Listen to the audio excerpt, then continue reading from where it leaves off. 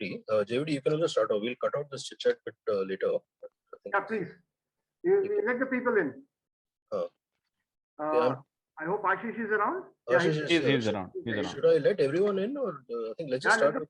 Let them all in at 6:30 anyway. Subbu's here, right? Yeah.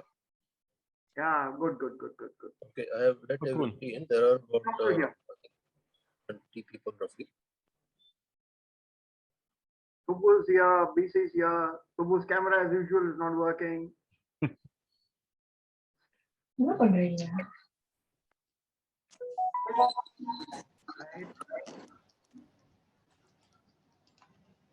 Yeah. Good evening, sir. Hello. Good evening. Namaskar, Garu. Good evening. Good to see you back. Ashish, hi. Mommy.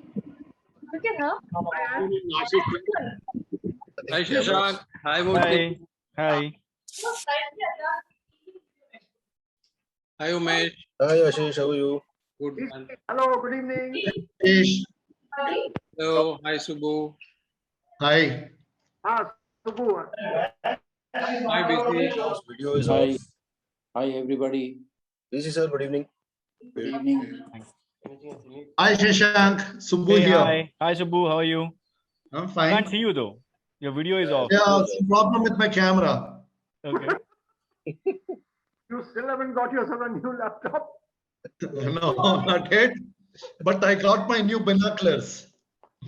That would help today. The camera.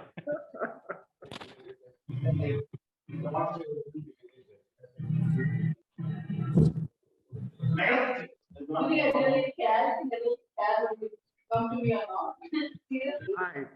You can see me now? Not yet. Yeah, you have to. No, I can see myself on the camera. Oh, you have to put your video on. I think that's not on. Really? Yeah.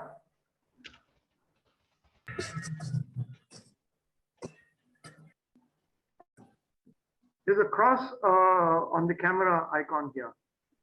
No. Yeah, I know, but I can see myself on my screen. Are you seeing video, or are you just seeing like a profile picture? I can see myself on the background. Oh no, that's just the profile. My That's camera when you're settings are speaking, okay. My camera settings are okay. I've just sent you a tab for starting a video. Can you click on that? Good evening, Raghupati Garu. Good evening, sir. Good evening. Raghupati sir, good evening. Good evening, Murthy sir. Good evening, Umesh. Good evening. Good evening. German Shepherd.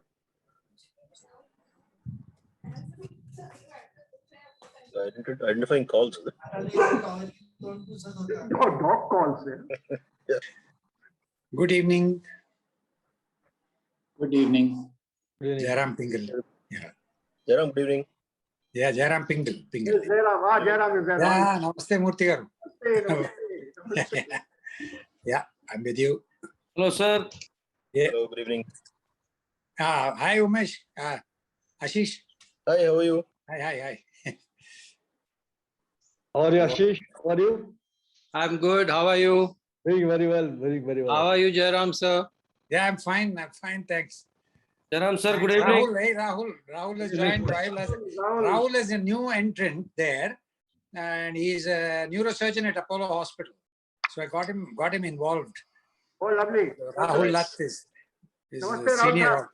Sir, good evening, sir. Hey. Good evening. Hi, Chitra. Oh, Chitra is here. Here. Okay. Okay. Hi. How are you all? Good. Chitra, after a Good to long see you time. all. Hello, Ashish. Hello. Rao, Ramchandra Rao. Oh, Hello, Ramchandra. sir. How are you? Fine. Good to see you. Great. Oh, wait. Quite a lot of people joined up. Nice. Shashank is a crowd puller. Yeah, I was actually expecting a bigger mob. It'll come, yes. They'll come. They'll keep coming. So, Okay, I think shall we give it another 2-3 minutes and then we can start? Yeah, better. yeah, maybe another 2 minutes. Yeah, another 2 minutes. Oh, minute, it's past 5 minutes past almost. Yeah.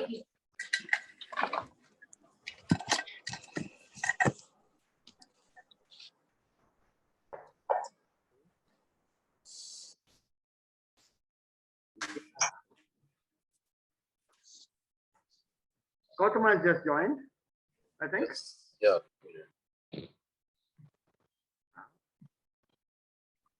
And who else? Murthy sir, but for your reminder, I would have missed it today. Yes. I also. Don't tell me. Yeah. I mean, It just slipped out. Your Your gentle reminder was very useful. Well, Shashank is going to talk something. His talks are always interesting, and today definitely I look forward to something totally fascinating. Murthy Saab always leads from the front. He communicates with I'm everybody. better off from the back. I'm better off, as Everything on time. Napoleon said, a good general leads from the back. I'm better off in the back.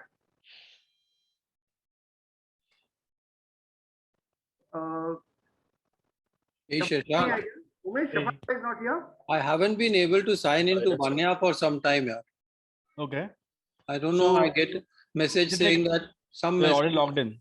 or something No, like I get a message unable to sign you in or something like that. What Okay. Do one Your thing, not bad just book, is WhatsApp it? me. No, just WhatsApp me your number, like the number, Okay. which is registered on the app. I'll figure out from the back end what is the problem. Great. I'll ask someone to look into it. Not a Thank problem. you. Thank you. Anytime. Nice scarlet finches in the background, is it? Yeah. Yeah. The Sipai is always behind me. Yes. Always fun but to watch. Yeah.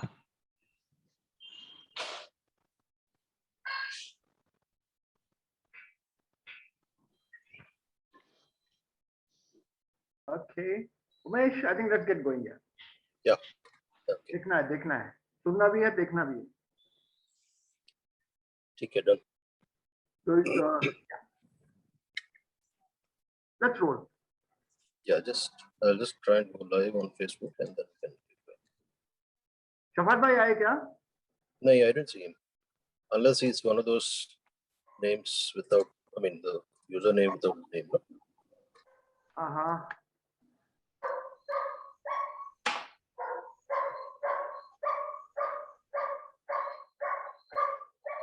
Just 1 second. I'm just going live on Facebook and then we'll. From Delhi Birders is here. Shashank, you know her, right?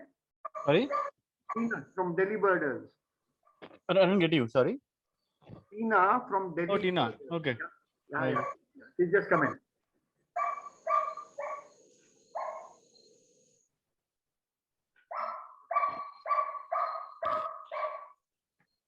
Okay, I think we should start. Okay, then let's switch off video. Yeah. Okay, so I will start with the intro first. I'm just muting everybody. Shashank, you can unmute yourself when you want to start. Okay. Sure.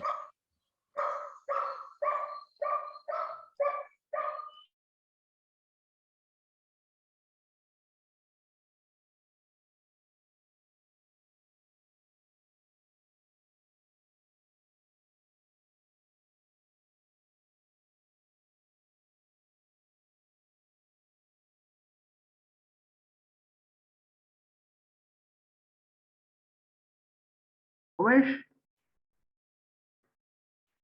Umesh, I can't hear you.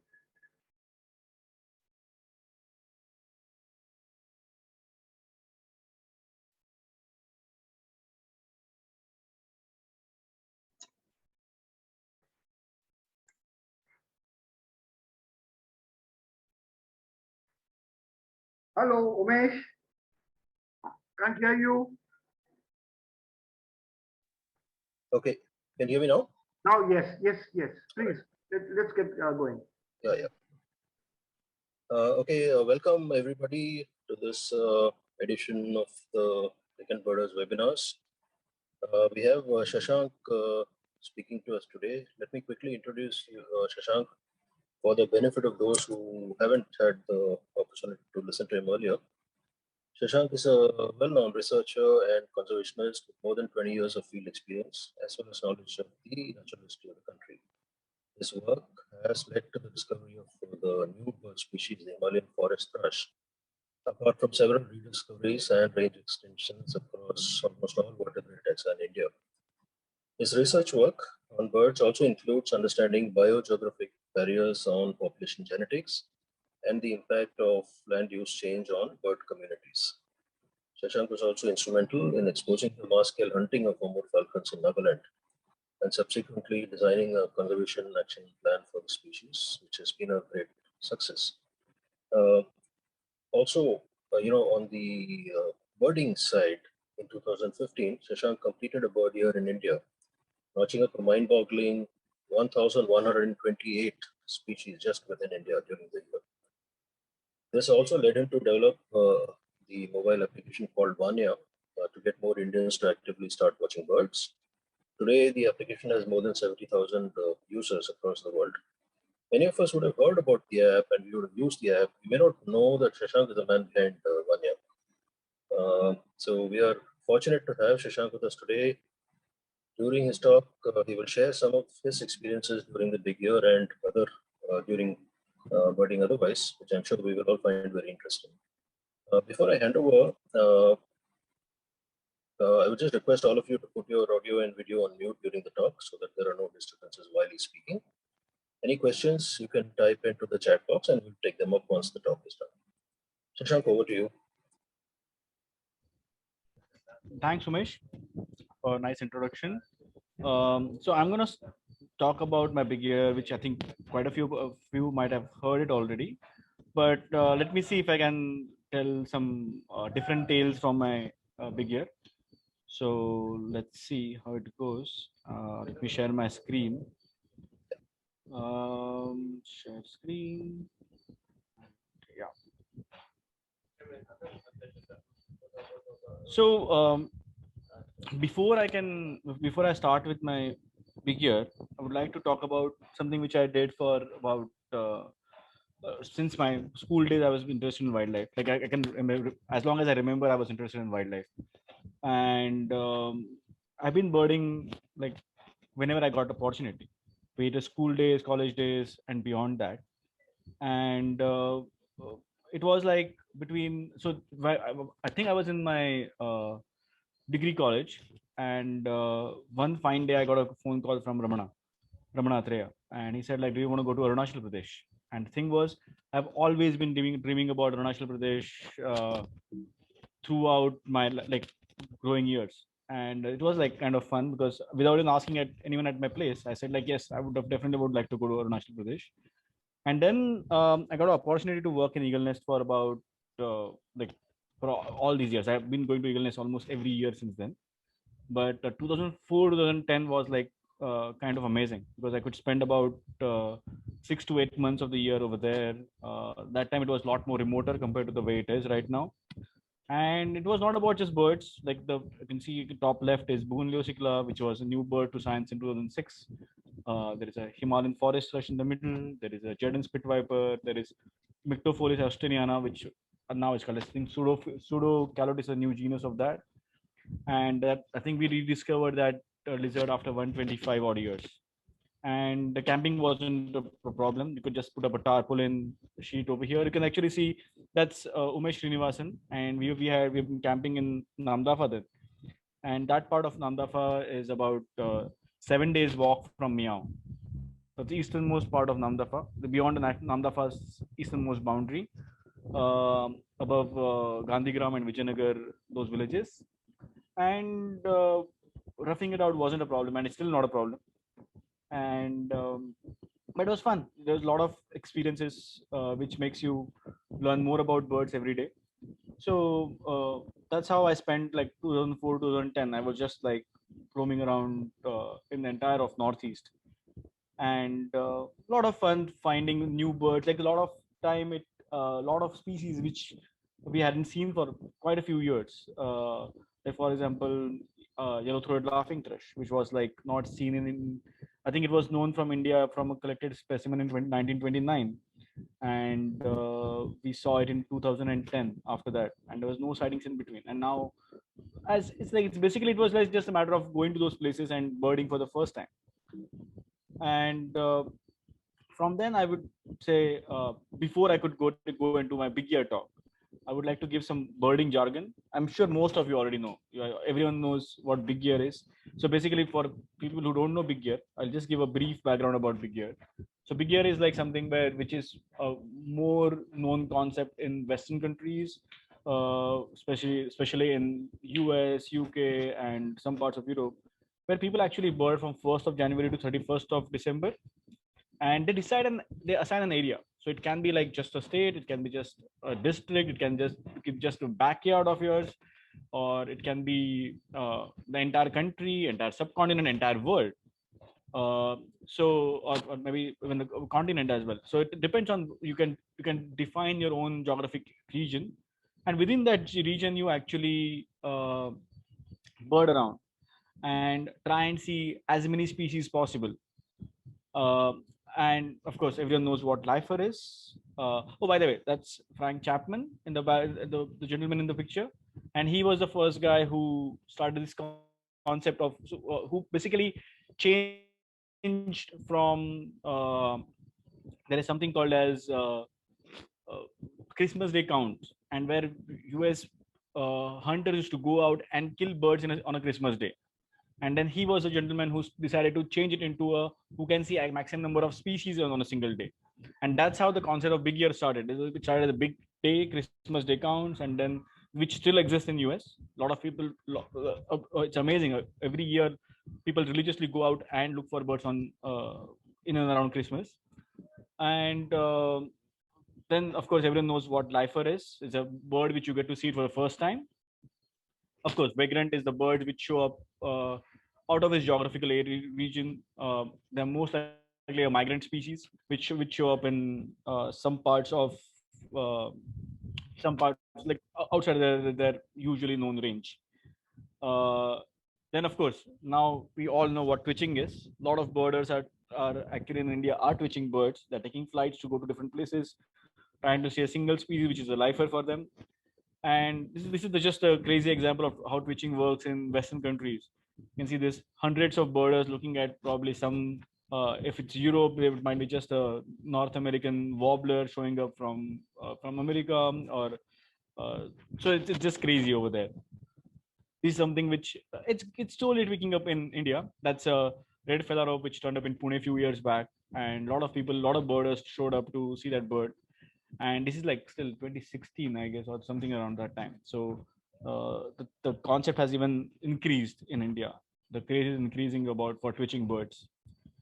Of course, because as we're talking about big year, the ear bird is something which you see when you see the bird for the first time in that particular year. This is something which I always like to find. Whenever you are birding, it's like a bit of a competition when you are birding with your fellow birders. And when you get to see a lifer, which is a new one for other, but you have seen it before the other person, you can say that I've gripped you with that bird. And when that birder sees that bird, then he can ungrip you from that particular. So these are just the birding terminologies. Again, I will keep on using word endemic a lot. So endemic is the birds which are restricted to certain geographical region and not found outside that particular region. So they get endemic to that particular landscape. So I have always been inspired by books. I always like to read lots of bird books, lots of books otherwise as well. And during my growing years, I came across a book by Ken Kaufman, and it's called Kingbird Highway. I would say it's a must read for any birder. It's about Ken Kaufman's Big Year, which happened, I think, which he did in 1973. And it was just truly amazing because he was just out of college. I think out of or a high school or something like that. This is 19-year-old, and he went everywhere across US hitchhiking and went from place to place just watching birds, and decided to break a Big Year record by then, which was actually coincidentally was established by Ted Parker. And Ted Parker was he was another 18-year-old who created a record just 2 years earlier. And Ted Parker unfortunately died on a plane crash in South America while he was looking at areas for bird conservation in that region. When his plane crashed and he passed away. And he's supposed to be like one of the best birders to walk Earth, literally, because I remember one of his incidences when he actually heard a call of a bird, and he said, "Oh, that bird sounds different, and I haven't heard this bird, and it should be a new species of bird," and it turned out to be a new species of parrot. Then again, I have like lots of birding heroes, lots of birders I've birded with. The many of them. Pearl Alstom is one of them, and that's how. Then thing was after in 2010 I joined my master's program. I decided to do my master's after taking a gap for a few years, and I did my master's from NCBS, and then I was working in Western Ghats on bird communities in coffee, rubber, and areca plantation with CWS. And but I was even though I was watching birds every day, I was still missing out on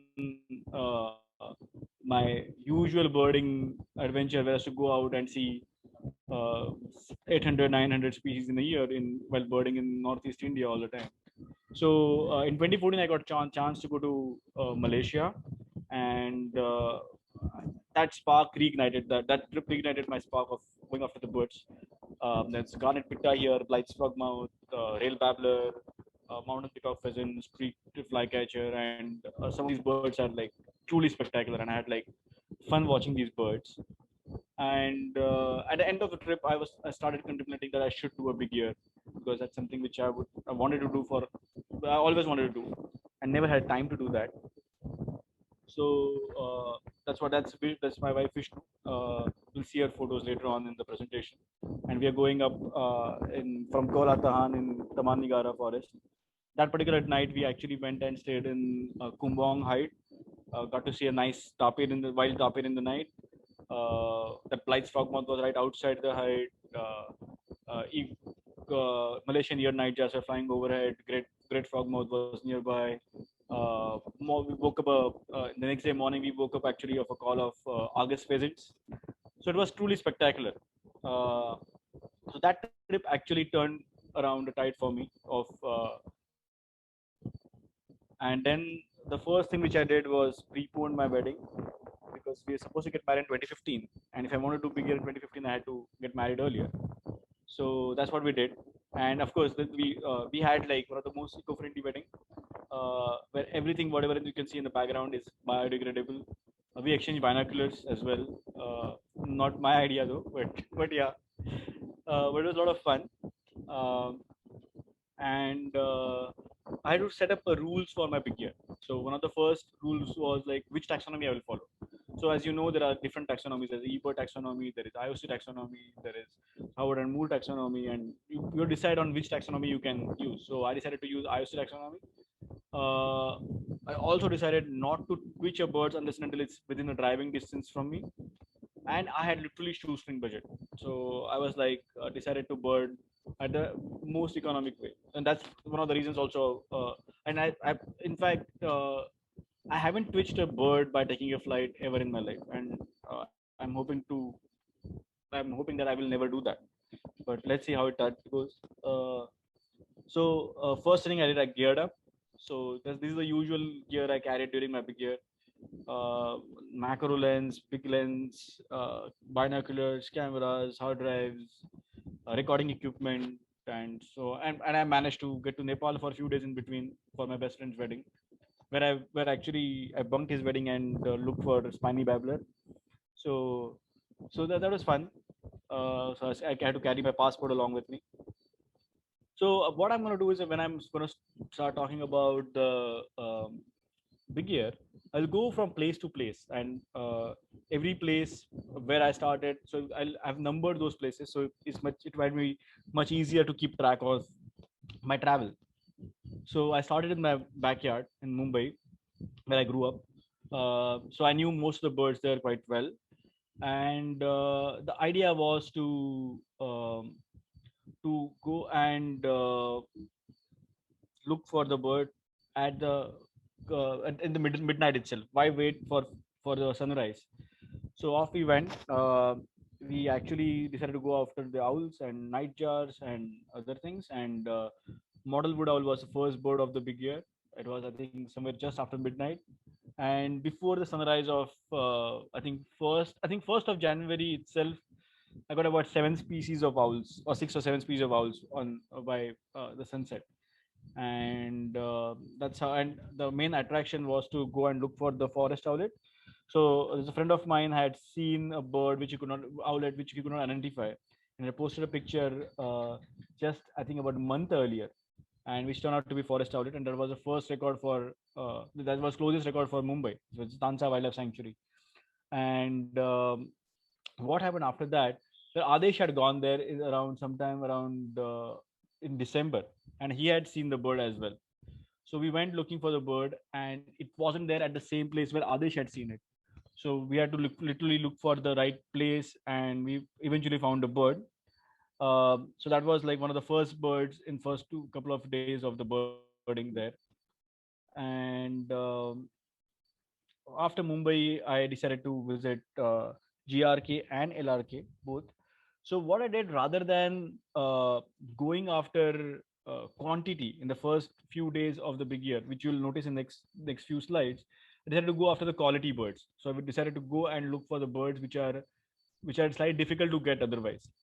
So I always knew that I will make up numbers eventually, but if I miss out on on the difficult birds, then it will be very difficult to catch them later on in the year.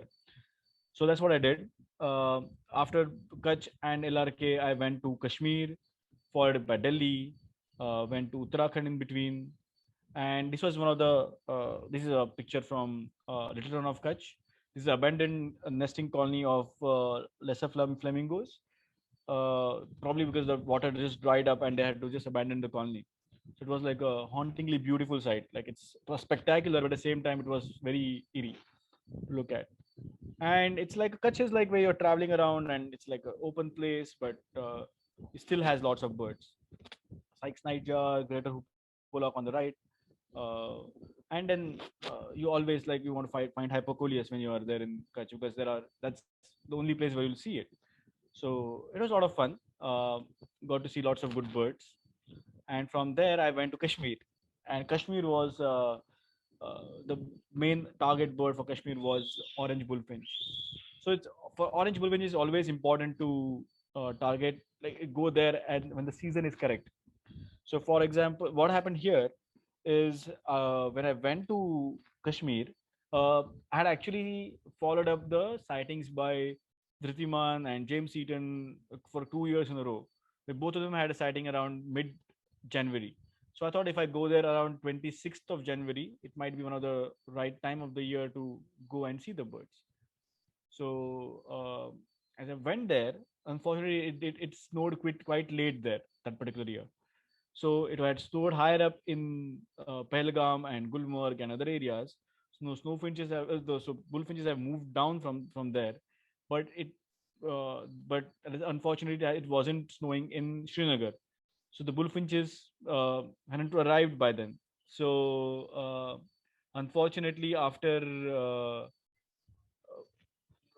spending about 5 or 6 days over there, I dipped on the bullfinch, but I got to see lots of good birds. The jackdaws hiding over there was spectacular. There's one flock which I had about 5,000 odd birds together, and it was just spectacular overall. And just a funny tidbit about jackdaws. Apparently, because the reason why they, even though they're a crow family, they have white eyes, mainly because they live and breed in tree hole in building walls or even chimneys, and they are kind of communal nested. So there are multiple nests nearby, and apparently the white eyes are used to let the other pairs know that there are that nest is already taken or the territory is already taken. So from Kashmir, by the time I finished Kashmir was around 7th of Feb, and I had seen about 330 odd species of birds. And from there I went to northeast. So again here it was a very targeted birding. I went to Manipur specifically because I wanted to see certain species over there. From there I went to Meghalaya and followed it up by Namdapha. because Namdapha, I'll come to that, why I went to Namdapha so early in the year. But the main target for to go and see dancing deer of Manipur, but at the same time, I wanted to see Chinese francolin, which I was like, I think just fortunate to see it near More. Also got to see a black-breasted parrotbill, which was the first record by then for it was like quite a bit of range extension for from its Assam plains. But Manipur shares lots of these birds with Assam plains, like especially grassland birds. If you're birding near Kebul Lamjao Wildlife Sanctuary, we got to see Jordan's bush chat, we got to see slender-billed babbler, we got to see lots of good birds there, which was Indian grass bird. And from there, I went to Cherrapunji, and Cherrapunji was again to go and look for this tawny-breasted wren babbler. Among all these wren babblers, I would say Spelonix wren babblers, tawny-breasted has like probably one of the most threatened habitat, which is most threatened because of the surface mining, which is unfortunate. And in fact, while we were birding there, the usual haunts where I've seen the bird earlier, I could see every passing year the habitat is getting degraded.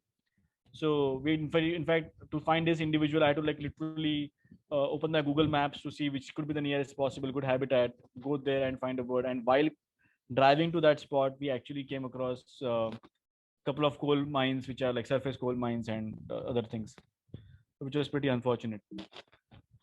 From there, I went to Namdapha, and Namdapha is actually the reason why I went there in December, in February, because if you go there in the summer, the Nohading River can flood, and once it gets flooded, it's impossible to cross to the other side and go to this camps like Hornbills and Rani Jheel, Radha Jheel, and all those areas, because those are the only areas where because you have to cross the river and get to the other areas to see something like white-billed heron, which is here. And that was my only shot to see white-billed heron in the year. So I had to target that bird. Streak wren babbler is quite, even though now we do get to see them in Assam.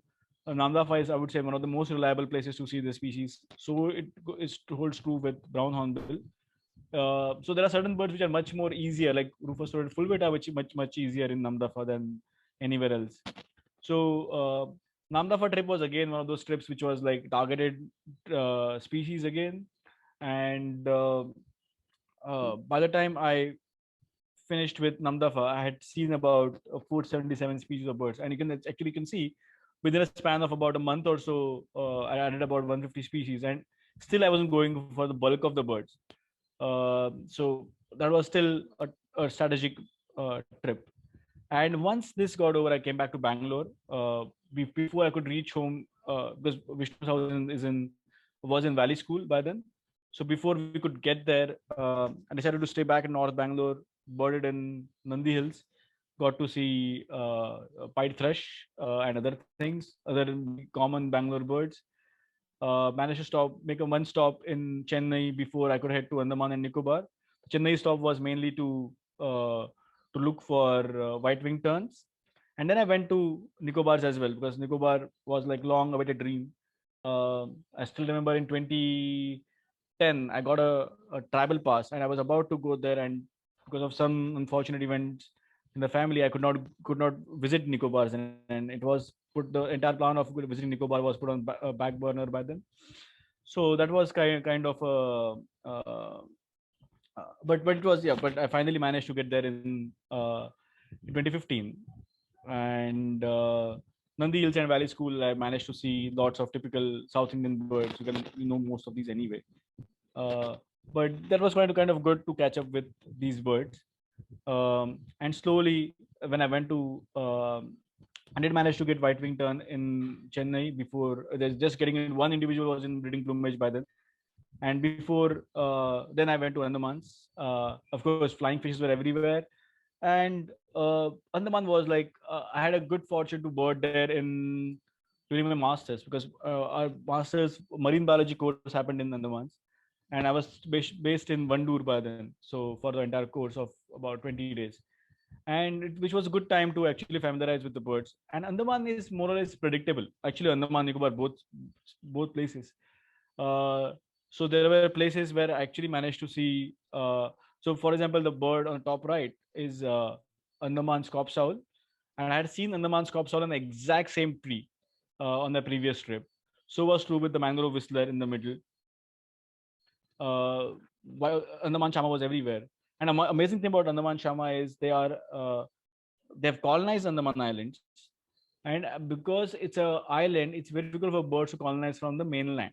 So there are certain species which actually colonize. Like if you go and bird in mainland, white rum shamas usually try and be in the undergrowth. But if you go and see in Andamans, the Andaman chamas can actually be found in mid canopy as well, because that's entire niche which is available for them. The one on the left is, but left bottom is Ornamental Scopes Owl from there, which is actually also called as a race called as Walden Scopes Owl, which is likely to be split in future. So I try and uncover those species which are likely to be split.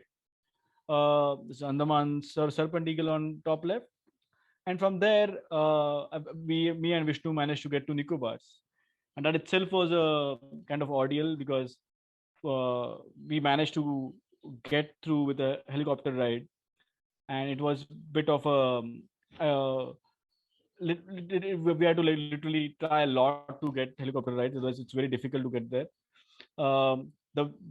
The image on the middle over here is where we went and camped for Nicobar Megapod. If you go to the same place now, there are shacks there. In those shacks there are nice wooden planks where you can put your sleeping bag and sleep. But by then it was like just basic. So we had loads and loads of sandflies flying in, and both of us had allergic reactions to that sandflies. And on the way back, we actually got into a storm, and we had to walk through. So now they are the north-south road in the Nicobars is being built. So by then it was under construction, and it was kind of a pain to walk onto that road. So literally the distance which we covered in about 1 hour or so took about 3.5 hours on the back because of slush everywhere. But Nicobar had loads of adventures. The top left is Nicobar tree shrew, which is endemic mammal to Great and Little Nicobar Island, and they team up with greater racketal rongos there, just like our mixed hunting flocks. As there are very few species over there, these two team up and try and so of course shrew is the one which disturbs insects, and Drongo sallies after the insects and catches them in the air. At the same time, racketal drongos act as sentinel species and warns the tree shrew. The top right is Arctic warbler, which is a vagrant. I would say it's not really vagrant now, but by then there were no records, and I think probably it was just a third or fourth record by then for India. So, but now as I've been to Nicobars and Andamans quite a few times now, I get to hear that bird quite often. The bottom left is Aborti subspecies of hooded pitta, which is again endemic to Great and Little Nicobar. The center one over here is Nicobar Scopes Owl, and there's a very funny story behind it because I wanted to see this bird quite desperately, and there were no recordings of this bird, so I had no idea how it sounded like and everything. So what I did, I was chatting with James Eaton because I was so excited to go to Nicobars, I couldn't sleep for the whole night. And being birders, you always chat with other birders. So I was chatting with James Eaton, and he was birding somewhere in Vietnam, looking at sooty warblers. And from I remembered from somewhere that the wing formula of a Nicobar Scopes Owl, and there's another Scopes Owl which is there in Simuli, or Scopes Owl which is there on the offshore islands of Sumatra. So both of them have the same wing formula. So as I knew the wing formula is similar, I said, like, if you have a recording of that bird, it might help me recognize the calls of Nicobar Scopes Owls in Nicobars. So James managed to somehow send me those two recordings of his Simuli Scopes Owl, and somewhat with some miracle, I managed to download the calls on my internet before I could board a helicopter ride. Managed to get to Nicobars, and kid you not, in the first 1 hour of owling, I got 5 Nicobar Scopes Owl back to back in a stretch of about a kilometer or so. Like every 200 meters, there was a Nicobar Scopes Owl pair, which was like, it was amazing. The bird on the bottom right is Nicobar jungle flycatcher. Again, the bird which got described to science in 1903 went almost missing for another 70 odd years till the time Abdul Ali went and saw those birds in Great Nicobar. Then there was a one sighting in between, and then when Vishnu was birding there, uh, along the water, along the stream, at one place we heard the bird, and then we realized this bird was everywhere, just like our Sionist flycatcher. Because now they are Sionist flycatchers. They are, even though it's called a jungle flycatcher, it's a relative of our Tickles Blue and other flycatchers. So song is very similar to that. So as soon as we recognize a song, we figured out the song. We found this bird everywhere on the island. And by the time the 1st April, I had seen about 652 species of birds. So I was like well on course of my own personal target for the big year. And then from Andaman and Nicobar, I went back to Bangalore, and on the way back to, and then I had major northeast trip lined up. But before I could go to northeast, Ramki and I decided to make a short trip to Bhitarkanika, and main target was to go and look for mangrove pitta. And in northeast, I went to Eagle Nest, I went to Nagaland, I went to Mishmi Hills, I went to Wolong. And you might have noticed something else in all these areas. I was, and of course, Ella Pass in Tawang and region. So all these areas are mid elevation areas. So when you're birding in mid elevation areas, you get to see same birds again and again. So I always knew that I can make up with the numbers. But same time, I had backup of every bird in the other areas.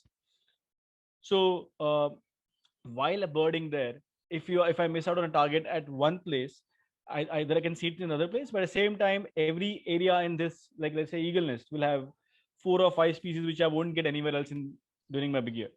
So I have to concentrate on those 4 or 5 species, but at the same time look for the other species as well. Same thing is with Mishmi Hill, same thing is with Nagaland, same thing is with Wolong. And what I also did, I went to Sela Pass twice. In the sense, I went to Sela Pass in the month of April, and again I went there in June. And the reason behind that, that's the only elevation in the entire Northeast India at 4,200 meters you can actually go by road. So other areas in Northeast which are completely like, so basically, if you want to see certain species, this is the only area where you'll have shots at 2 different sets of birds in 2 different in the month of April and June. Like for example, in the month of April, you will get to see solitary snipe much easily.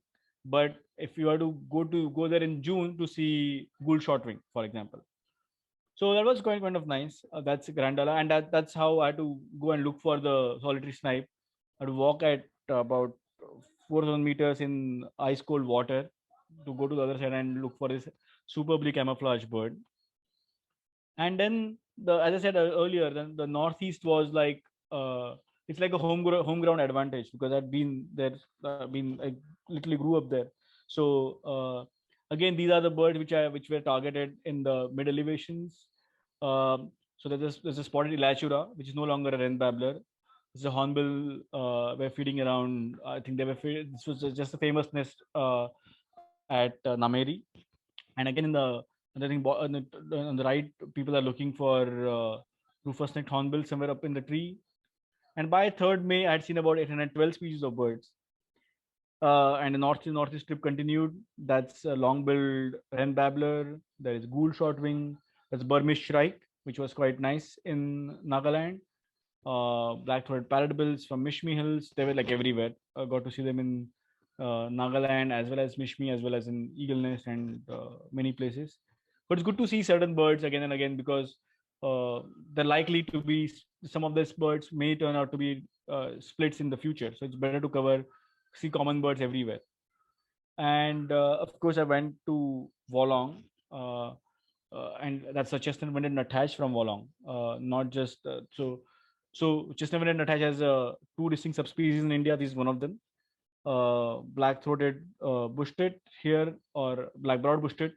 There is of course the great parrotbill, the great parakeet from Wolong. If you want to see this parakeet, you have to just get there only in the month of summers, because I don't know anyone get to see these ones in winter months over there. I don't know where they disappear, but that was quite kind of nice. So Lord Derby's, if you want to see that, you have to be there in summer months, and it's a great looking bird, and that's a spot-throated parrotbill at the bottom right, which was kind of nice. And from Wolong, I went from northeast. Actually, did I mention the number? Yeah, by June 5th, I'd seen about 884 species of birds. So which was kind of nice because I had got most of the bulk of the species in the month of between the month of April and May and June, early June, because northeast gives you the numbers eventually. So which was kind of excellent. And from there, I went uh, to Himachal and Ladakh. And while birding, that was kind of I was kind of it was a very weird feeling because I knew that was my because I hadn't been to Ladakh before, and I knew that if I that will be my last place where I'll get lifers in bulk. And once I get done with Ladakh, I will never get a chance of seeing uh, 30-40 new species for me in the country. So it was kind of weird to go there and bird, but it was at the same time it was amazing. So no complaints there. Um, and on the way to Himachal, at Jalori Pass, we had like it was just spectacular birding overall. Um, Even the Himalayan ruby throats to lammergeiers, and you just bird anywhere. And the certain species which you want to see in you have to time it correctly. So so while birding, like there are certain areas during the big year which you have to target. So that's what I did in Himachal as well as in Ladakh. And Ladakh was again brilliant. That's I think Vishnu and me looking for Tibetan gazelles from on Kalaktartar plateau over there. But again, it was brilliant. I think I got about 44 species of 44 species which were new for me, lifers that in that particular trip. That's a Himalayan snowcock, very far off Himalayan snowcock, but it was excellent. Tibetan lark was quite nice. Cranes, of course, they are always elegant. But while birding in Ladakh, it was of course, tit warbler was always nice, and you have to find them in layberries and bushes, and it was kind of fun. And then on the way down, I again went to Kashmir, and this time in summer.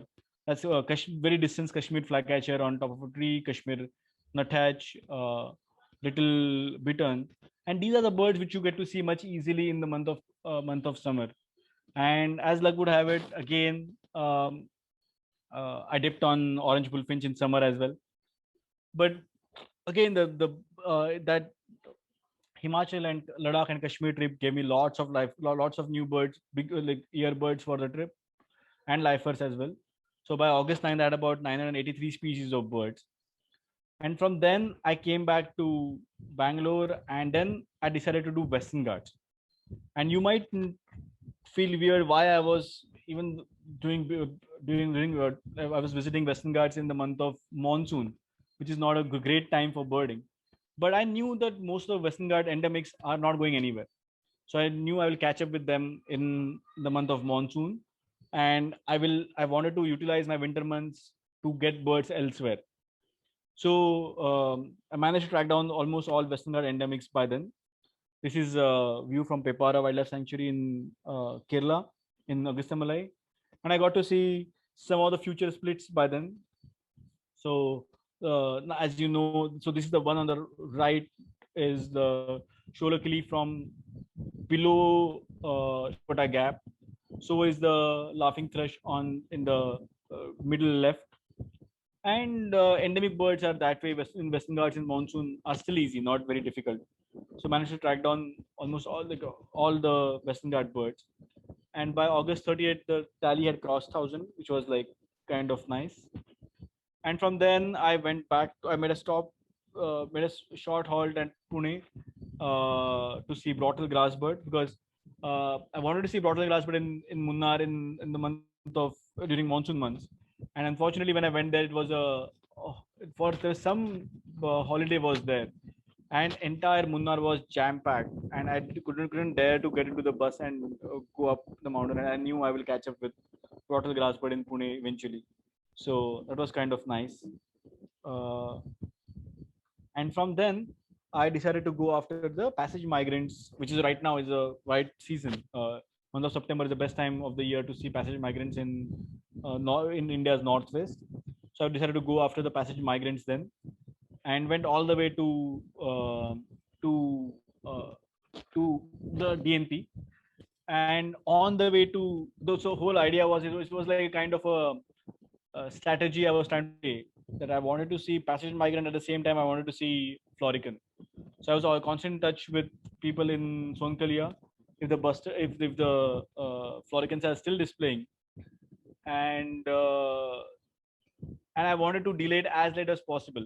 And thankfully that year the rain, northwest received good amount of rain, and apparently if the soil is slightly wet, then the floricans and the monsoon is late, then floricans display for much longer duration, like in terms of the time period than the usual years.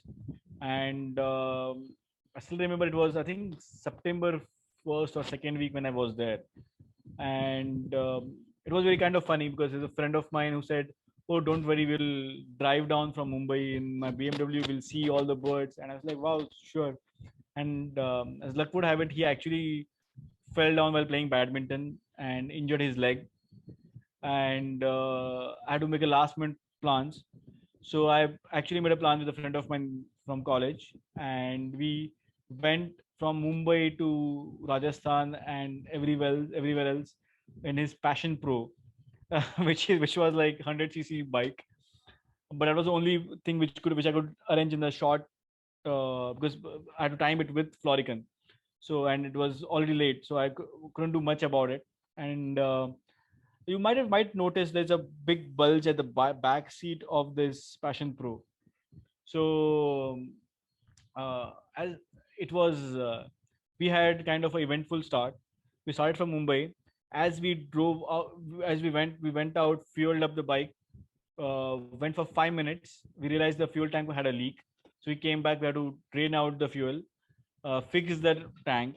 Then we started driving towards Sonkalia, basically Ajmer. And within first hour or two, the front tire went conked. So we replaced the tire. We continued driving. I think by the time we reached Ajmer, it was next day evening, and it was not possible to go and look for the Florican then. But and I was in constant touch with few people over there, and they said, "Oh, there is only one male of Florican displaying." And I was a bit worried. I was like, "Okay, will I be able to see it, or what's happening?" And in the evening, he said like, "Oh, bird displayed in the morning, but did not display in the evening." I said like, "Okay, that's not a good news." And next day morning, I went there. I looked for the Florican, and then the bird had stopped displaying completely. So we scanned the known field for 45 odd minutes, 45-50 minutes. Didn't show up. So Gaurav and another friend had looking where they were looking for somewhere else, and just a Florican just took off. And I just called these guys just in time so they could see the bird. And I think I might have seen the Florican the entire like video of about 10 seconds. So it was like the entire bike journey from Mumbai to Ajmer, and I managed to see the bird for just 10 seconds. It was like kind of a bummer, but at the same time, I'm glad I got to see the bird.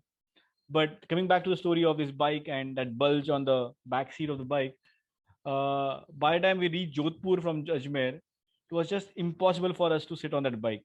So I took the bike straight to the people who make gaddas, and like and I asked them, and Gaurav was kind of puzzled like what I was doing, and I went and asked him, "Can you give me some cotton for $50 and or $25? I forgot what was the amount." And they gave me a bag full of cotton.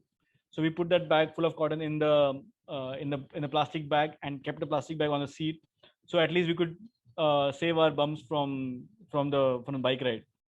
But then when we went to DNP, it was great. We got to see lots of passage migrants, redback shrikes were everywhere, Rufous scrub robin, spotted flycatcher. Literally every tree in the open area had one or two spotted flycatchers. And by September 9, I had seen about 1045 species of birds. And then I came back to Bangalore, did a couple of pelagics, which were quite nice. Um, there were storm petrels, mars boobies, uh, Joannen's petrel, which was nice. So I made a couple of a very eventful streak shearwater was nice bird that year, which not many people reported that particular year. So which was good addition. In fact, like one I went to Munnambam and just hitched a ride with some of the fishermen. Uh, and I Google Translator came in to help me along with a friend of mine. I used to call her up and she used to translate my whatever I used to say to the fisherman family which hosted me there. But it was kind of fun. Which the pelagics added quite a few species of birds to my list. And from there, I went back to Delhi, and we wanted to. It's already been a year, so we wanted to go for our anniversary. So we went up to Rishikesh, and the plan was to go up north. And I had unfortunate accident of while rafting, and I always say that I'm the latest victim of Uttarakhand floods, which happened few years earlier. Because while rafting in one part of Rishikesh, uh, I, the guys on the boat said, "Oh, you can jump over here in the water." So I jumped into the water, and I realized something was wrong because I landed on a piece of concrete which flood had washed away a few years earlier. And as soon as I came out, I knew there was something wrong. So that particular night, I could not sleep, and leg was still bleeding the next day. So we went to nearest possible hospital, and in the when they did an X-ray, they could see some foreign substance which was there in my leg. So managed to go to nearest. So doctor said there's something wrong in with your leg. So I called up my friend Ramit's dad, and Dinesh Singhal. He actually said his cousin was very close to, and he's also doctor. So he helped me out. He could manage to get local anesthesia and pulled out about 5 pieces of concrete from my foot. And he said, "You're out of action for 3 weeks." And this was like already month of November. And I said, like, there is no way I can take a break around the month of November because that's the uh, action-packed days of big year. So I took a rest for about a week or so, and I went out birding again. And this time I had to change my plans. So I could not get my. So it was like last moment change of plans, which I really don't like. So instead of going to the Western Himalayas, I dropped that plan. I had to go to Northeast. So earlier plan was I wanted to go to Mizoram and bird, which I could not. But I did manage to go and hit lots of different areas of Northeast where I could still get few birds left here and there. So I went to Kaziranga, I went to Nagaland again, went to Pasighat. And this is what when Ramit and I went and looked for Van Haslet sunbird. So Van Haslet sunbird was recorded just once from Patharkandi area in Assam by Dr. Vijay Asimwell, and we went to the same area, looked for the bird for entire morning, didn't get it. Rest of the people went back, and Ramit and I decided to stay back and look for the bird. And as we started walking back, we heard a unfamiliar call of a sunbird, and we went back and looked for the sunbird. And it's a very bad photo of Van Haslet sunbird on top left, but that's then which was followed by a nice looking female as well. But that was like kind of a very nice moment, birding moment for the big year. And that was just a but if one wants to see Van Haslet sunbird in India, that's the only place where one can go and see it. And now there have been regularly sighted in that region. So the one top right is swarm grass babbler, which was thought to be swarm prenia earlier, like the prenia species earlier, but a relative of babblers. The bottom left is black-headed bulbul, which was again a specialty of South Assam hills. And the bottom right, as you can see, there are lots of small dots. So that's the time when Ramit, or I think I forgot me, or that those are Amur Falcons and from Doyang. And we actually drove up from Kaziranga to Doyang got to see Amur Falcons. That's something which I always, obviously, it's very close to my heart. So I could not finish my big year without a sighting of Amur Falcons in Doyang. But also, I wanted to look for Oriental Bay Owl, which we got it over there. And that's simply amazing. When you go and bird in Doyang in the month of October and November, that's like the single species carnivores migrating from one place to the other. That's, I think, the largest single species gathering ever.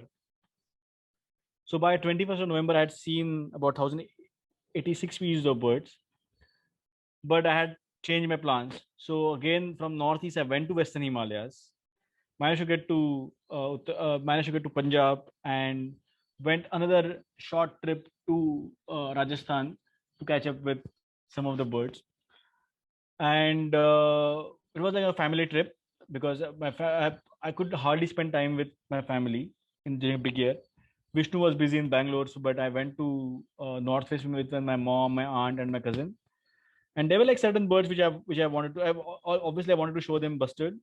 So even though I had seen bustard during my passage migration trip in the month of September in DNP, my main target was to show my family bustards because we don't know how it might turn out to be for the in terms of future of bustards. Even the captive breeding program is going on, the future still looks very bleak. But the bottom right one is the rufous-winged grass babbler, which we got to see in Harike.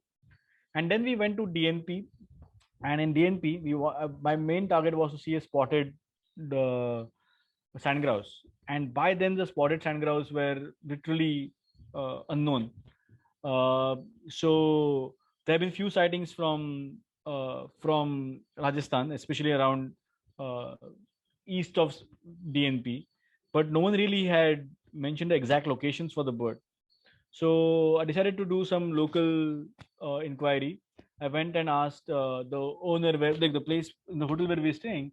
I asked the owner of that place. He called up. Oh, you want to see? So I knew that spotted flycatchers are called spotted sandgrouses are called as gattas. So and because those are migratory sandgrouses. So I asked him, okay, I want to see gatta. So he said, like, he called up one of the local hunters there, and he said, oh, you want to see gatta? Kya aapko khana hai? So I was like, no, I want to just see the birds. So after discussing with that hunter, he said, like, you have to go to a Netsea, place called Netsea, which is west of DNP. And I said, like, oh, okay. And he said, like, it's too early in the season to see the bird. Like, sure. Then because I was planning to drag my family members early in the morning for a bird which I was not even sure that I'll get it. I decided to get some bread and butter for them. So I went to a shop and just randomly I asked a shopkeeper that I want to see a gatta. So he said, okay, gatta dekhna hai, to aapko khana hai? I said, like, no, I don't want to eat it. I want to see it. So he called up another hunter, and that hunter also mentioned the same thing. You have to go to Netsea to see the bird. So I knew, okay, the Netsea looks like a place where one should go and look for this bird. So next day morning, we decided to go and bird around Netsea. But we went really early in the morning, bird around in that area for a bit, and around 8:30ish, we started seeing sandgrouses. And as luck would have it, that was the first species of sandgrouse we turned up, followed by black-bellied sandgrouse and chestnut-bellied sandgrouses as well. So it was one place where I got to see all three, and I'm happy to say that I went back and spoke to some of the forest officials, and they managed to do some great work and stop hunting of at least in certain levels in and around. I think Govind Sagar Bhardwaj took nice action and managed to stop hunting of these birds over there. Okay, so coming back to the story of that trip, the top left is spotted creeper, again a specialty. So that's what was one of the targets there. And from there, I was running out of options where to bird. But I knew if I want to get birds in bulk, then I should visit Nicobar again. And this time, one of the birds which I missed in my first trip of Nicobar was megapod.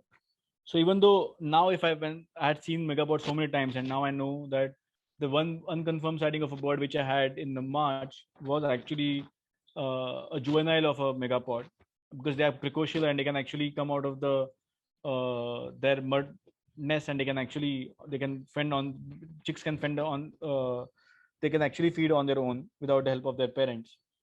So and along with that, this time I decided to visit Central Nicobar as well, because Central Nicobar also has its own sets of endemics, so which I wanted to see and add to my list. So, but my plain and the best highlight of my entire Nicobar trip was leatherback turtles. So while we were there, they came out and nest, we actually managed to see a few leatherback turtles which were nesting, and they are just truly spectacular.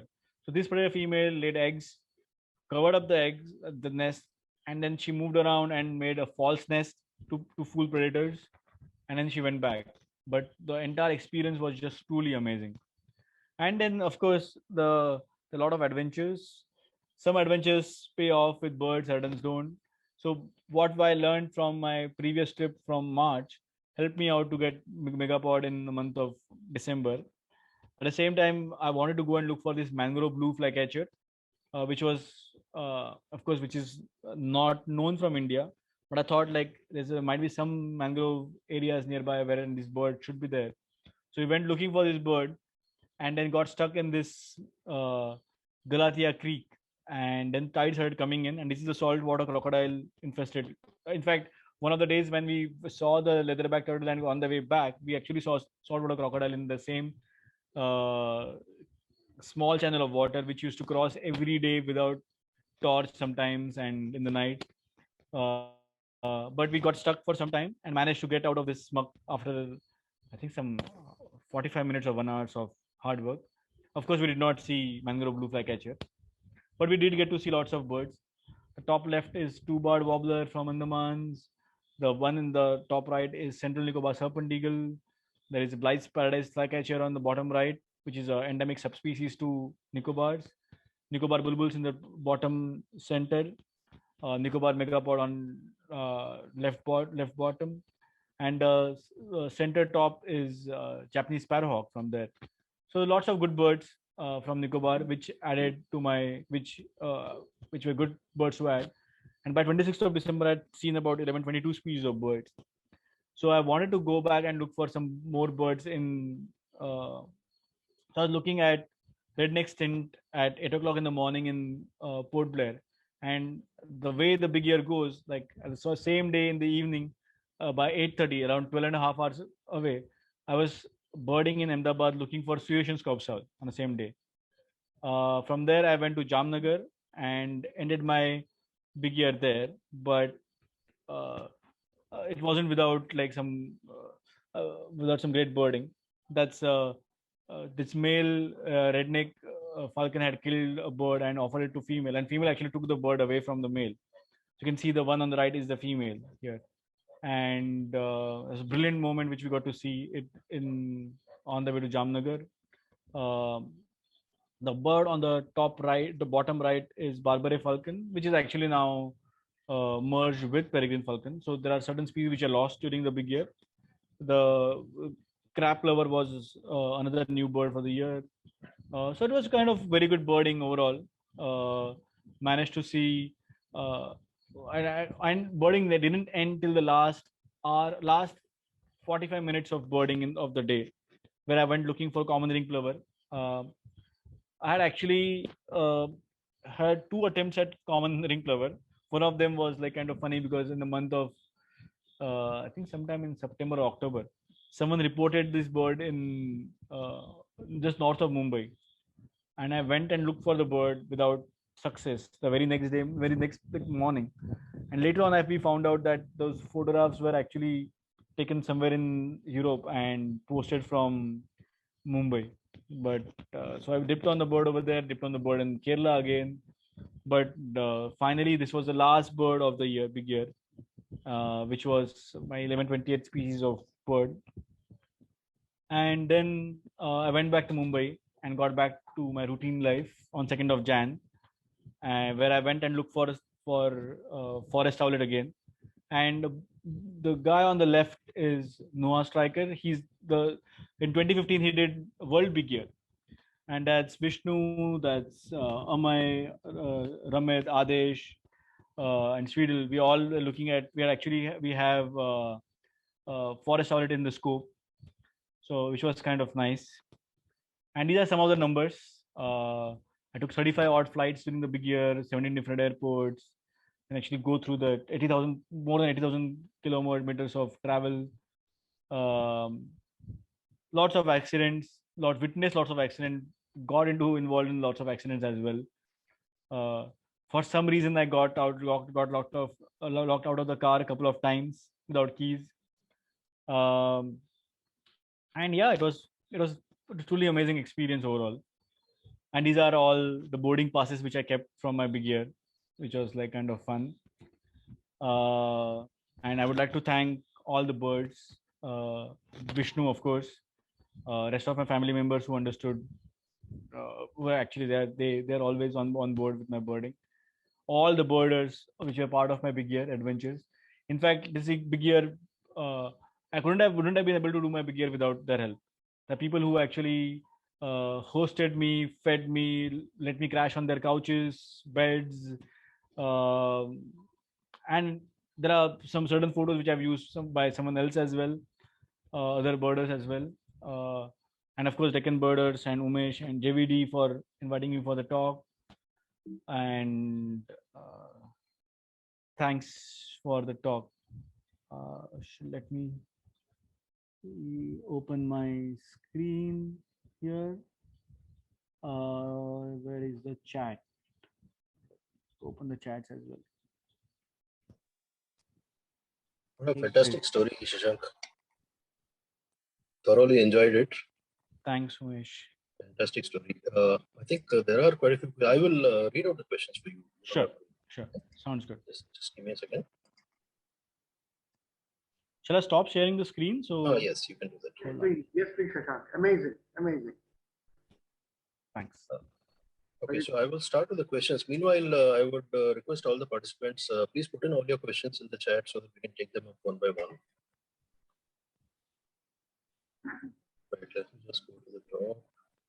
Okay, of course, Shashank, a lot of kudos, a lot of compliments coming in on the chat.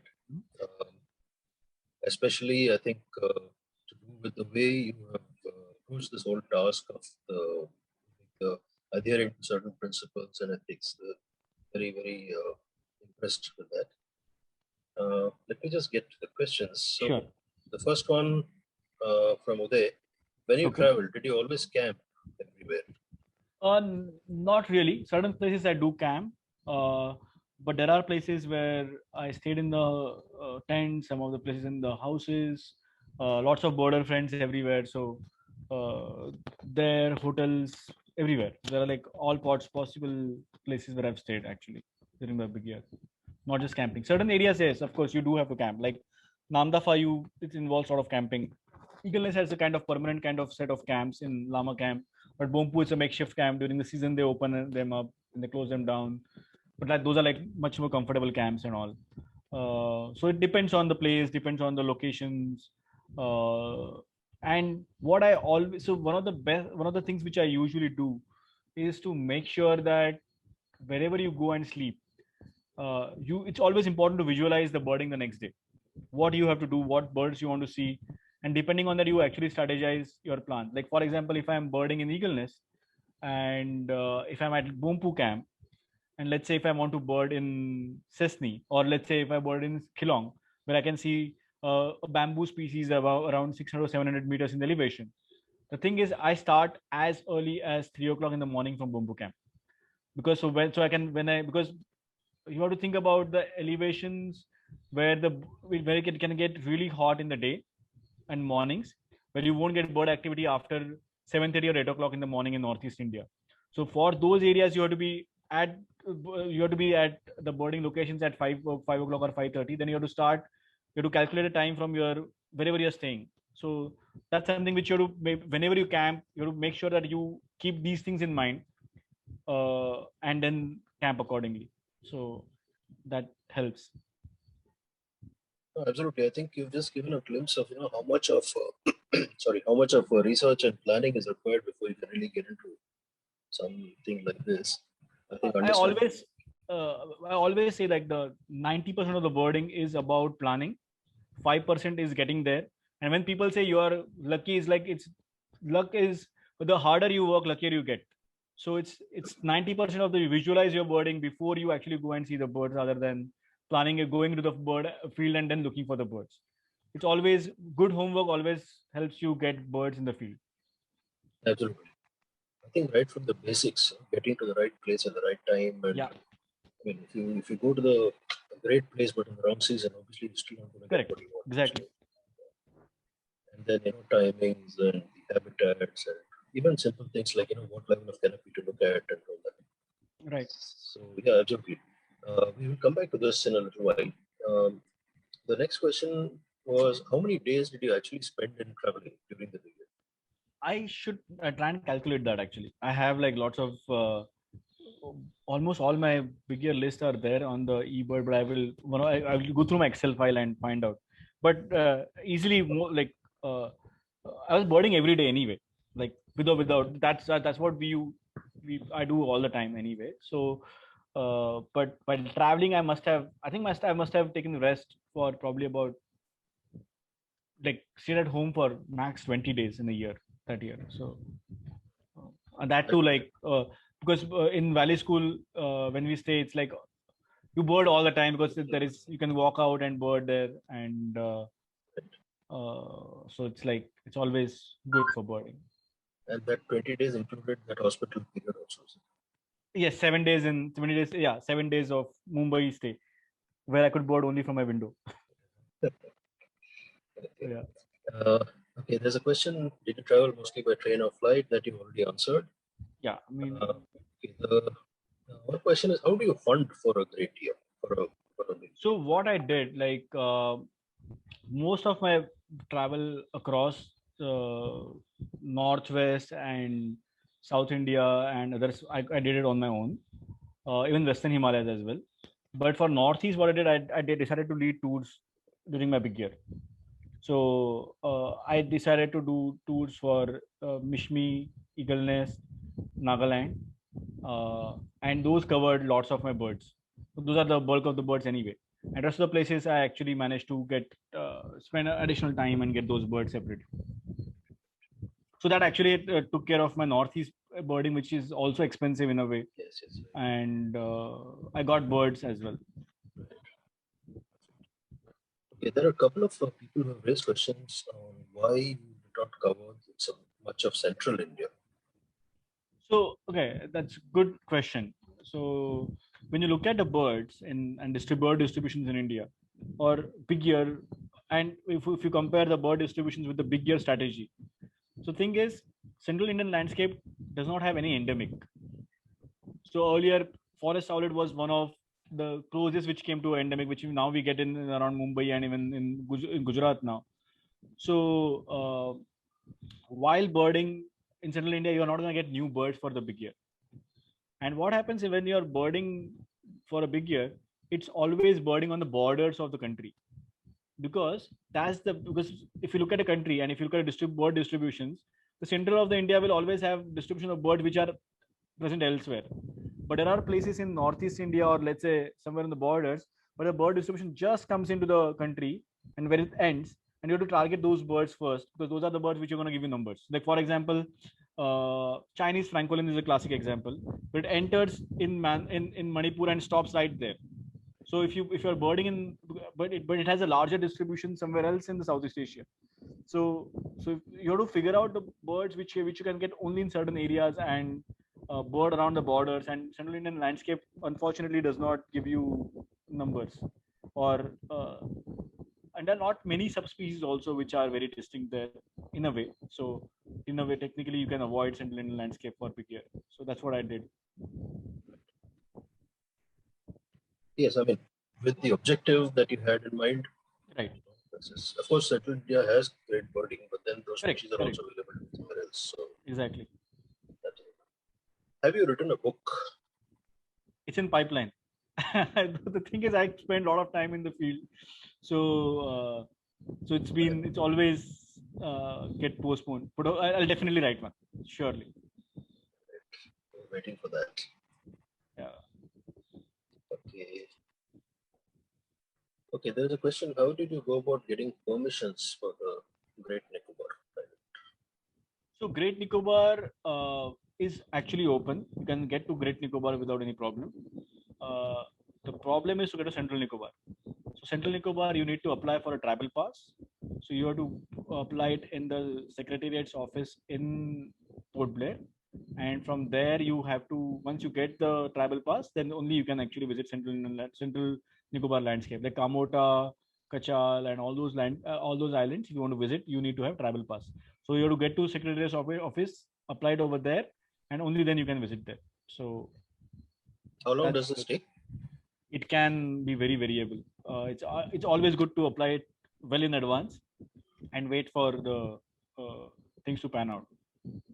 So like for example, when I went to Nicobar also for the first time, I kept 14 days only for Great Nicobar because I had no idea when I will reach there, how much time I will spend, will I be able to get my ship back or a helicopter or whatever it is, and it's always such unpredictable. And even though I manage, so birding might take only a couple of days, right, but you need to have certain time here and there just to like good amount of time as buffer, because even if you go by ship, it might take 2.5. It might take 1.5 days to reach Great Nicobar. Similarly, on the way back, and the ships are not very. They're not scheduled regularly, so it's not a fixed schedule for the ship. You have to go there, you have to wait for the ship, then only you can go to the next island. So that is something which you have to keep in mind with Great Nicobar and visiting Nicobar Islands. Like for example, during this last lockdown, I was stuck in Great Nicobar for 55 days. So it's crazy. So you get lucky sometimes. Yes, you do. Yes. Do they also have conditions, in terms of who they permit to go to these places? So researchers get advantage in terms of getting there. If you have valid permit, then they allow you to get there. Also, government officials if someone is government official, then it actually helps a lot. But you need to have valid reason why you want to go there, and that helps a lot.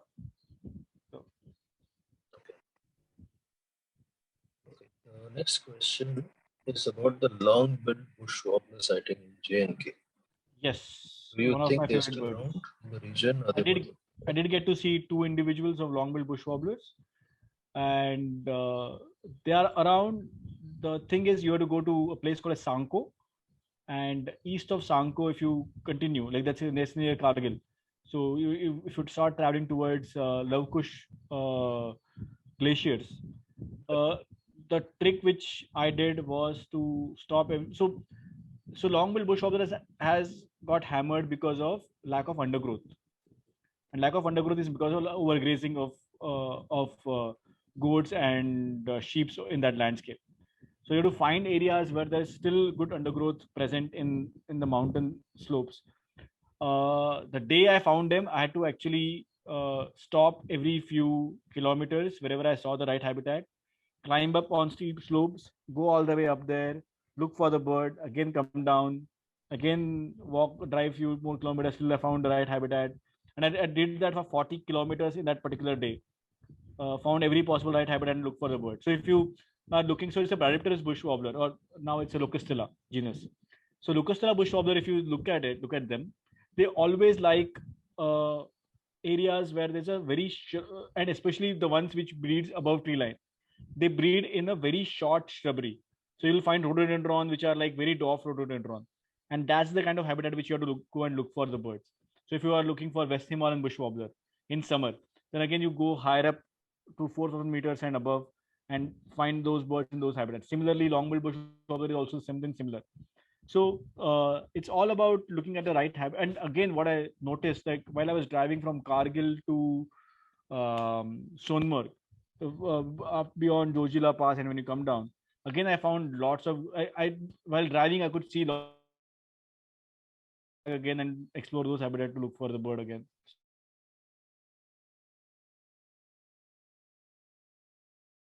19 bird.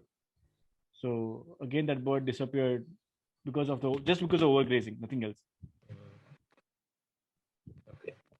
There's also a question of whether there is a recording of the call of the species that exists. Yes, so there are recordings, but they're from Pakistan. Dave Farrow has recorded the bird song. Must be there on Xenopendra then. Probably. Okay, there's a next question on Manipur. Which places did you bird in Manipur? Manipur, I birded mainly in two places. I birded in Loktak Lake and Kebun Lamjao National Park, and I went and birded in More. So there are two reasons why I did that. Kebun Lamjao National Park, which has like lots of this lowland comparatively to Manipur. It's again at 600, 700 meters in elevation. There's a good grassy grassland, elephant grass, which is present, where you get to see the dancing deer of Manipur, brow antler deer. And so I wanted to bird in that area. And I also wanted to bird in More, because More is the easternmost part where the elevation goes all the way down towards Manipur border, Myanmar border, and that's the place where you will get to see a Chinese francolin. That's what I expected. That's one of the reason why I birded in More and there. And I didn't go to the other areas of the hill areas of Manipur because I knew I will cover those birds in Nagaland later on. So I avoided the high elevations of Manipur. I birded only in the two specific habitats which I wanted to bird. Okay, perfect. Okay, the next question.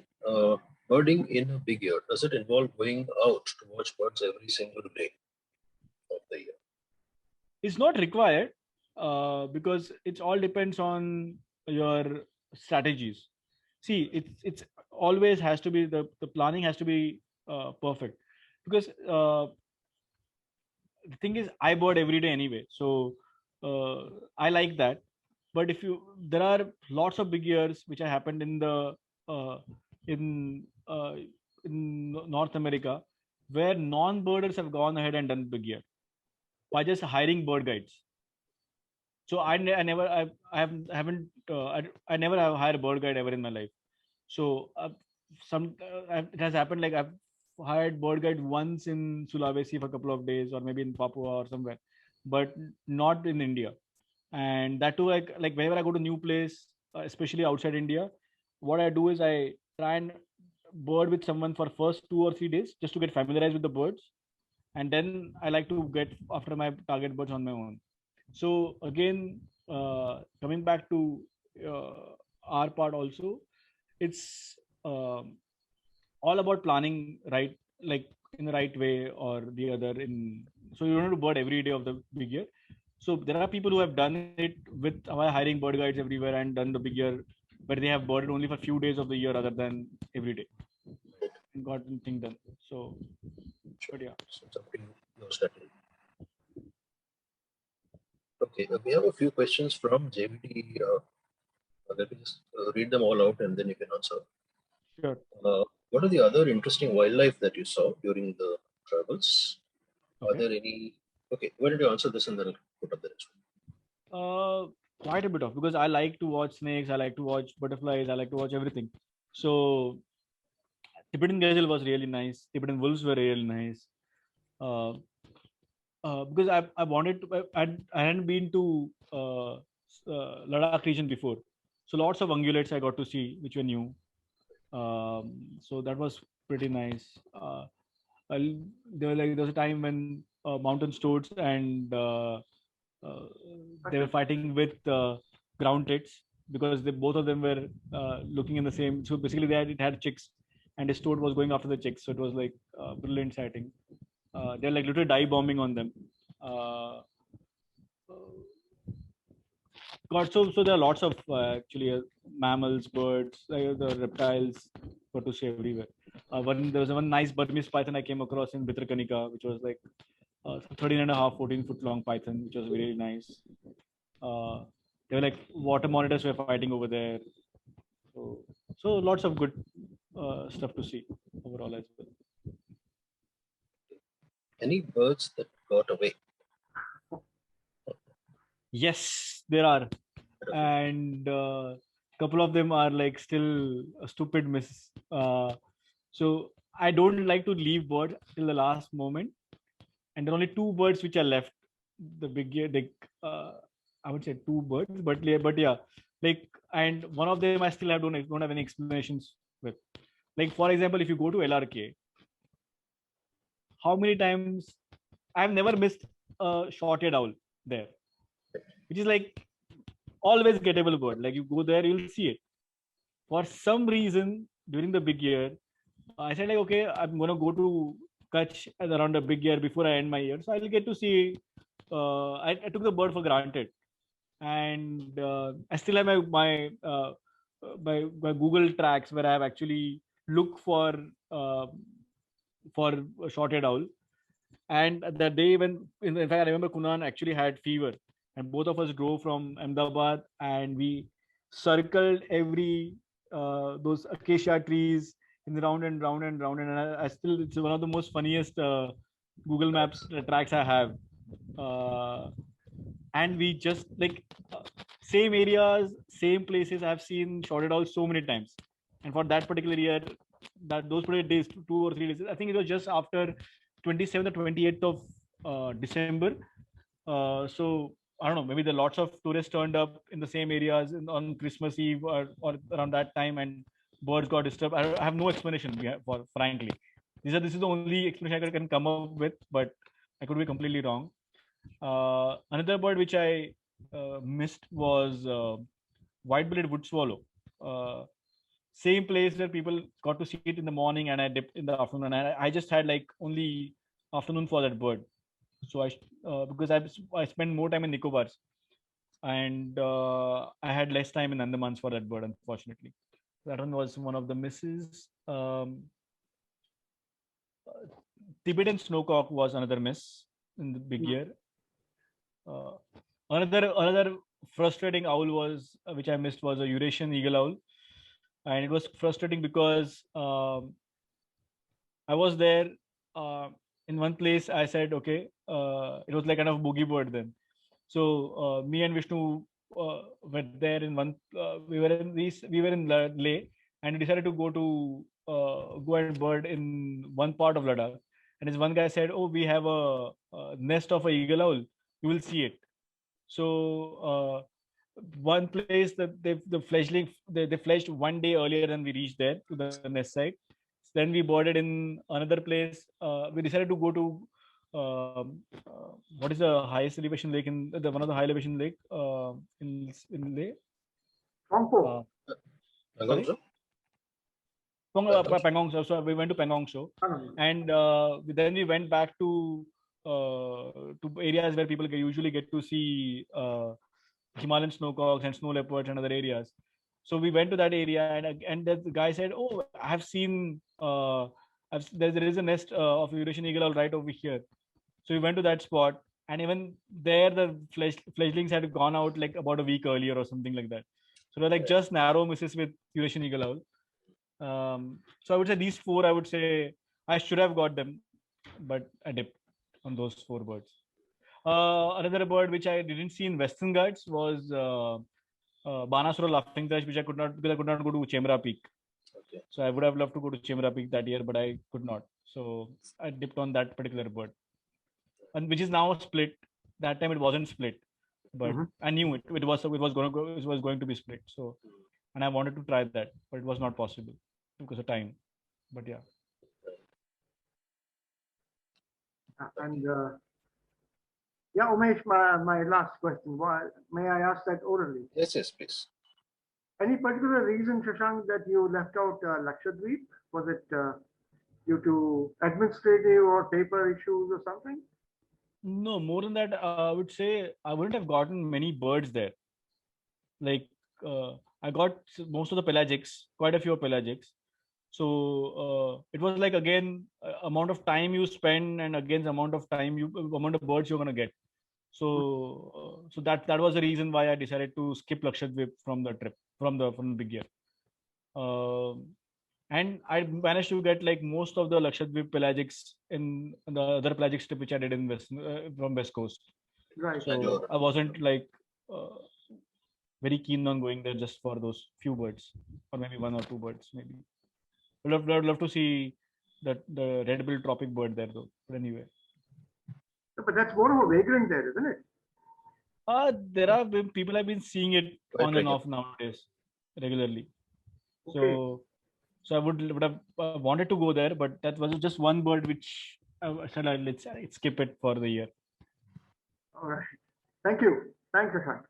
Anytime. Okay, Shashank. Next question is on Vannya.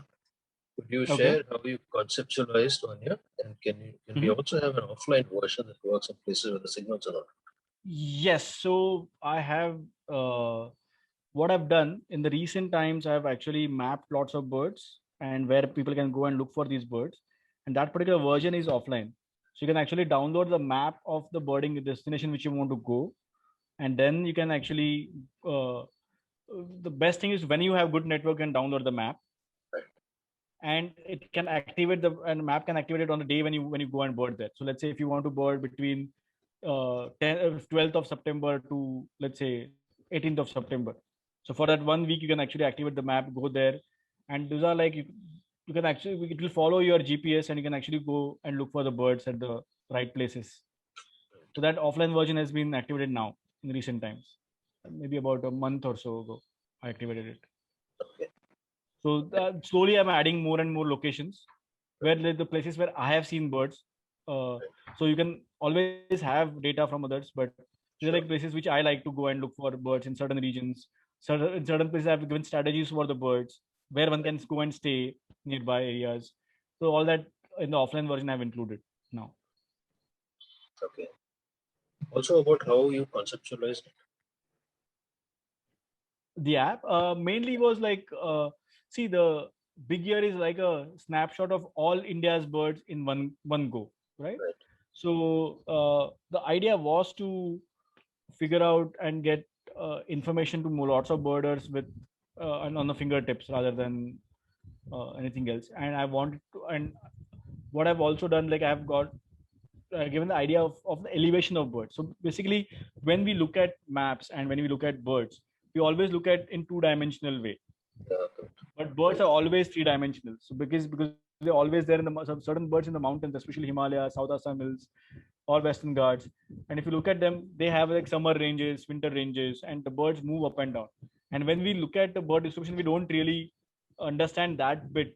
So what I've done, so one of the main concepts which I wanted to include in the Vannya was to get the elevational ranges for these birds for Western Himalayas separately, Central Himalayas separately, Eastern Himalayas, South Assam hills, Western Ghats.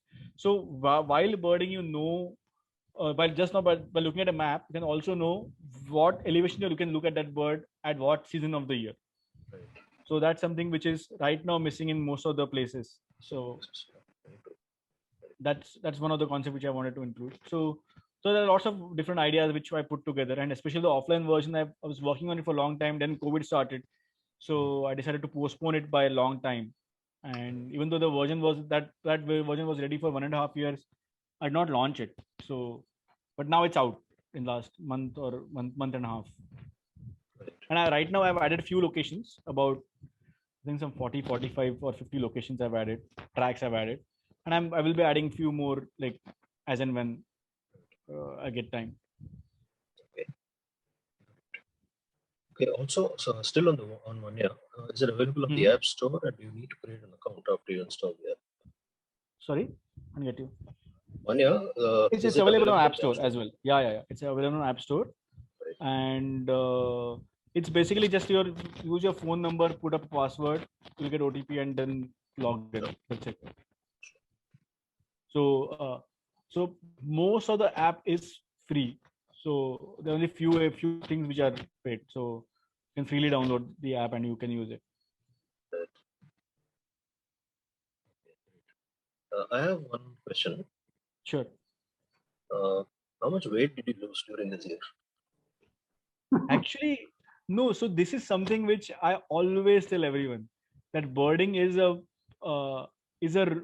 wrong way of losing weight, because thing is, you don't sleep on time, you always get up at the wrong time, you don't eat at the right time of the day, you are traveling everywhere in more or less in the car, So it's actually when people tell me that you go to forest, it's like so healthy lifestyle. I say like it's technically it's not because you are actually doing all the right wrong things which you can do, and thanks to all the cars and roads which are going everywhere, the exercise is no longer there. So yeah, I think I might I might have gained weight also. I don't know, but yeah. Okay, so with that, I think we are at the end of the questions. Anybody else would like to ask any questions last minute? Maybe somebody who was unable to type the question. Anybody else?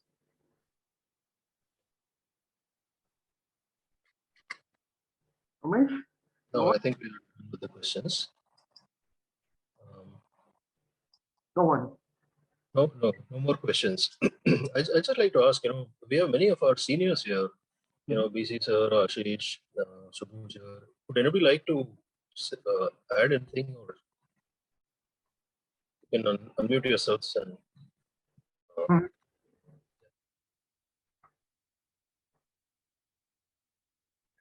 I think they're all speechless. Shashank covered practically everything there is to cover.